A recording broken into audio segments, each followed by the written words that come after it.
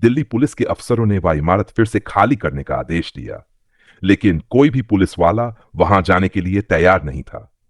उन कुछ पुलिस कर्मियों ने तो यह तक कह दिया था कि वे किसी भी हालत में उस जगह पर कदम नहीं रखेंगे। इंस्पेक्टर राघव, जो अब निलंबित हो चुके थे, उस घटना के बाद खुद को जिम्मेदार मानते हुए उस इमारत के रहस्यों को सुलझाने की ठानी। वह यह जानने के लिए बेताब थे कि आखिरकार ऐसा क्या था जो उनकी पूरी टीम को डराकर भागने पर मजबूर कर दिया। राघव ने एक रात फिर से उस इमारत में जाने का फैसला किया, लेकिन इस बार वह अकेले नहीं गए। उन्होंने कुछ पुराने दोस्त और विशेषज्ञों को साथ लिया जो रहस्यमय घटनाओं पर शोध करते थे। एक रात वे फिर से उस खौफनाक इमारत में घुसे। जैसे ही वे अंदर पहुंचे, वैसे ही ठंडी हवाओं और अजीब सी आवाजों ने उनका स्वागत किया। अंदर का माहौल और भी डरावना लग रहा था। एक कमरे में राघव और उनकी टीम ने देखा कि दीवारों पर कुछ अजीब से चिन्ह बने हुए थे। एक साथ उन्होंने उन चिन्हों को ध्यान से देखा और समझा कि यह कोई प्राचीन शाप था जो उस इमारत पर किसी गहरी छाया का संकेत दे रहा था। सभी ने कोशिश की कि वे उन चिन्हों का हल निकालें, लेकिन तभी एक तेज शोर के साथ एक दरवाजा बंद हो गया। एक एक करके कमरे की लाइटें बंद होने लगीं। राघव ने जैसे ही अपनी टॉर्च की रोशनी को एक कोने पर डाला, उन्होंने देखा कि एक खौफनाक रूप सामने खड़ा था। वो वही चेहरा था जो पिछली बार उनकी टीम को डराकर भागने पर मजबूर कर चुका था। आत्मा ने एक बार फिर चीखते हुए कहा, भागो या मरो।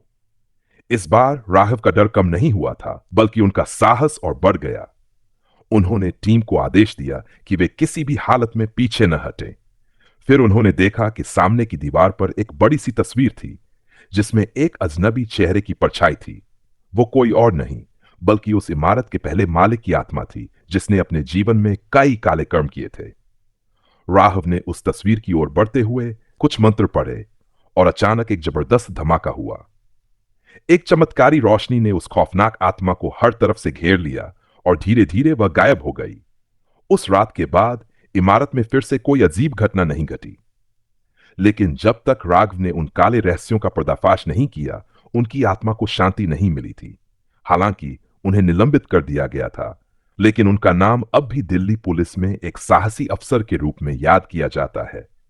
साथ ही उस इमारत को हमेशा के लिए बंद कर दिया गया और अब कोई भी उस जगह की ओर कदम बढ़ाने की हिम्मत नहीं करता। कुछ वर्षों के बाद उस खौफनाक इमारत के बारे में चर्चाएं धीरे धीरे शांत हो गईं।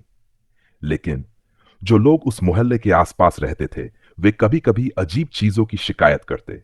रात के समय इमारत से धीमी धीमी चीखों की आवाजें आती, मानो कोई मदद के लिए पुकार रहा हो। इंस्पेक्टर राघव, जो अब सेवानिवृत्त हो चुके थे, इस मामले को लेकर अब भी बेचैन थे। उन्होंने भले ही आत्मा को उस वक्त शांत कर दिया था, लेकिन उनके मन में यह सवाल बार बार उठता कि क्या सचमुच वह इमारत अब सुरक्षित है, या फिर वहां कुछ ऐसा बचा है जो अभी भी खतरा बन सकता है। एक दिन राघव के पास एक युवक आया। उसका नाम अर्जुन था, जो दिल्ली विश्वविद्यालय का छात्र था। अर्जुन ने बताया कि वह उस इमारत की पड़ताल करना चाहता है, क्योंकि उसने सुना था कि वहां कुछ ऐसा है जो इंसानों की आत्मा को खींचता है। राघव ने उसे इस खतरनाक योजना से दूर रहने की चेतावनी दी, लेकिन अर्जुन अपनी जिद पर अड़ा रहा।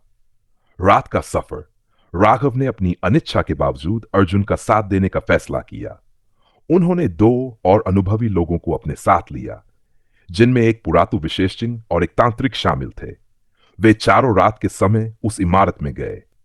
जैसे ही वे अंदर गए, उन्होंने देखा कि इमारत पहले की तुलना में और ज्यादा बर्बाद हो चुकी थी।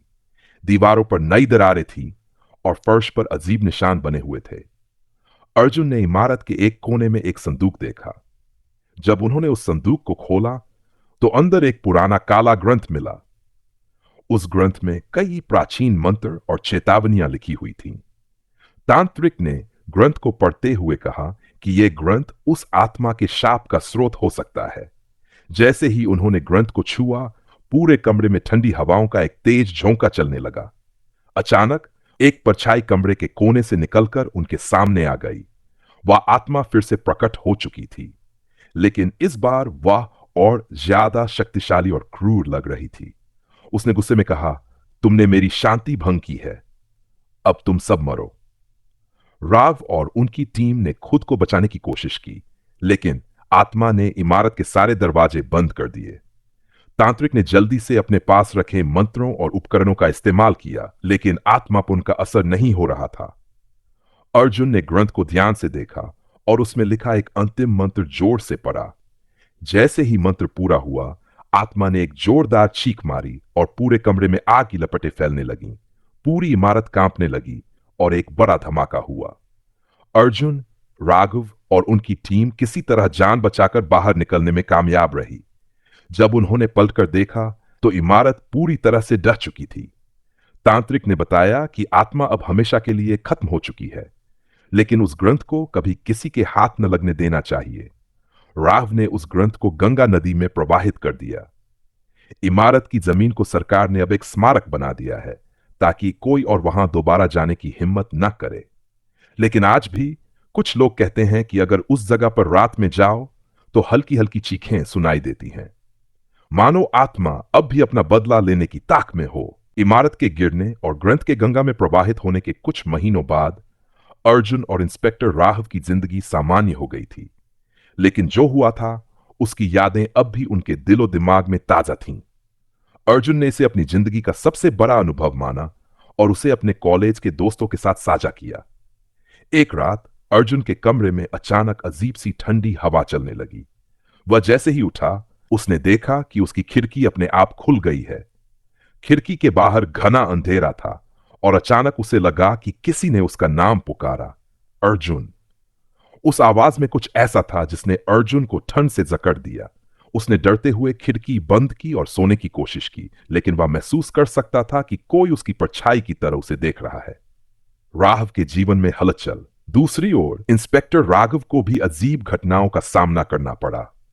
वह अक्सर अपने सपनों में उसी आत्मा को देखता जो इमारत में दिखाई दी थी। एक रात उसने अपने कमरे के शीशे में खुद की परछाई में कुछ अलग देखा। परछाई मुस्कुरा रही थी, लेकिन राघव का चेहरा गंभीर था। उस रात उसने महसूस किया कि आत्मा पूरी तरह से नष्ट नहीं हुई है। उसने तुरंत तांत्रिक से संपर्क किया। तांत्रिक ने उसे बताया कि आत्मा का ग्रंथ गंगा में बहाना सही था, लेकिन आत्मा की जड़ें उस जमीन में गहरी है जहां इमारत खड़ी थी। जल्द ही उस जमीन पर एक नई इमारत बनाने का प्रस्ताव आया। सरकार ने फैसला किया कि वहां एक शॉपिंग मॉल बनाया जाएगा। जैसे ही निर्माण शुरू हुआ, मजदूरों ने अजीब घटनाओं की शिकायतें करनी शुरू कर दी। रात में उपकरण अपने आप चलने लगते और मजदूरों को किसी के चीखने की आवाजें सुनाई देती। राघव और अर्जुन को यह बात पता चली तो वे समझ गए कि यह आत्मा की वापसी का संकेत है। अब यह उनके लिए एक बड़ी चुनौती थी, क्योंकि इस बार आत्मा और ज्यादा ताकतवर हो चुकी थी। अंतिम युद्ध। राव, अर्जुन और तांत्रिक ने एक बार फिर उस जमीन पर जाकर आत्मा को पूरी तरह से खत्म करने का फैसला किया। तांत्रिक ने बताया कि आत्मा का पूरा वजूद उस जमीन से बंधा है और अगर उस जमीन को शुद्ध किया जाए तो आत्मा हमेशा के लिए खत्म हो सकती है। उन्होंने आधी रात को वहां हवन किया। जैसे ही हवन शुरू हुआ, एक जोरदार चीख गूंजी। आत्मा ने अपना असली रूप दिखाया, काला धुआं, चमकती लाल आंखें और उसकी भयानक हंसी।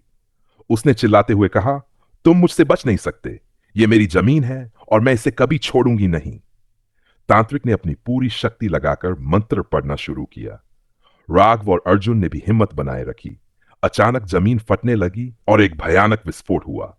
आत्मा ने जोर से चीखते हुए कहा, यह अभी खत्म नहीं हुआ, मैं वापस आऊंगी। शांति या अधूरी लड़ाई। हवन खत्म होते ही सब कुछ शांत हो गया। जमीन स्थिर हो गई और आत्मा का काला धुआं गायब हो गया। तांत्रिक ने बताया कि आत्मा को फिर से बंद कर दिया गया है, लेकिन वह पूरी तरह खत्म नहीं हुई। अगर उस जमीन को दोबारा छेड़ा गया तो आत्मा फिर लौट सकती है। राघव ने सरकार से उस जमीन को एक अभिशप्त क्षेत्र घोषित करने की सिफारिश की।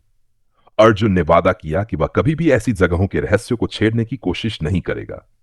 लेकिन क्या आत्मा वाकई शांत हो चुकी थी या वह किसी और मौके की ताक में थी? मोहल्ले के लोग आज भी उस जमीन के पास जाने से डरते हैं और रात में वहां से चीखों की आवाजें अब भी कभी-कभी सुनाई देती हैं।